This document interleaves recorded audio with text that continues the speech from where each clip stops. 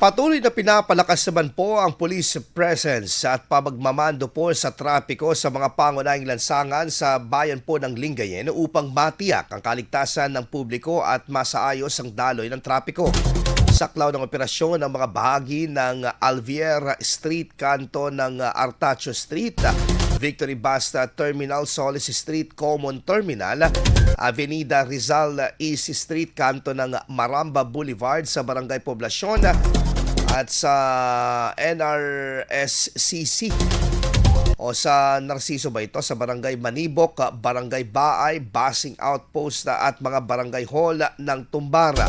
Layunin ng aktibidad na mapanatili ang kaayusan, makaiwas sa aksidente at magbigay ng agarang tulong sa mga motorista, partikular na sa mga nabanggit na lansangan na madalas binabagtas ng mga motorista.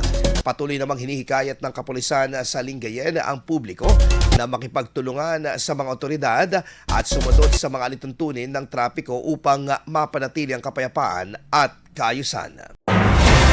IFM News. IFM News. IFM News.